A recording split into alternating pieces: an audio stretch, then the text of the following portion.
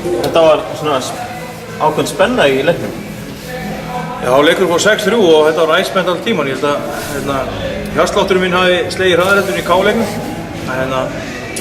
Ég hugsa að leikurinn hefði átt að fara svona 7-0 ef við hefum verið í standi. Það ekki flóknar það. Við fengum okkur mark bara nást þegar þeir komast náteiknum sem var reyndar ekki oft.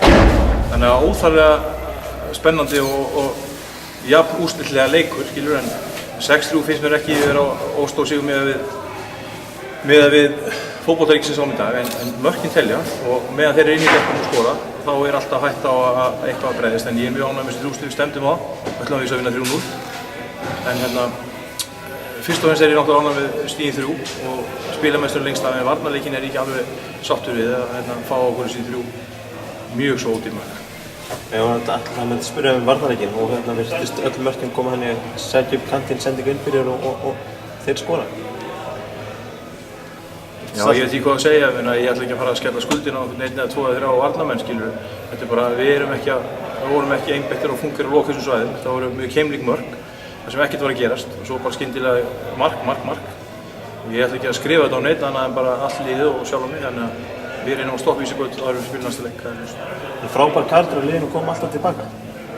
Já, við höfum náttúrulega, ég hef margótt komið því á framfæri að það er einstakur karakter í Þórsliðinu, það er bara þú býr það ekki til að segja þeim að vera, skilur. Það er bara, þetta er innbyggt, ef maður er Þórsar þá er maður með karakter.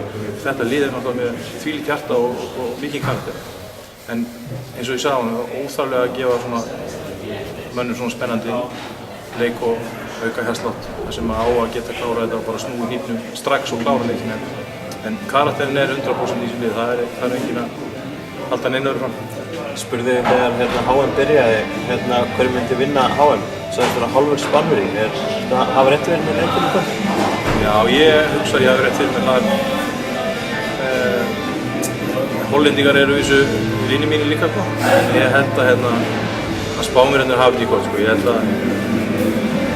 Ég held að blóðið þeirra sé heitar heldur en hjá Hollendingunum, þannig að ég held að það sé sigur í fótboltann, þeir eru náttúrulega með frábært lið og við reynum að herma þeim og þetta er það sem við Íslendingar og allir horfum á. Núna vilja allir spila fótbolta, þannig að ég ætla að halda svo sannarlega með Spánverjum og held að það rætist þeir verið heimsmeistarar.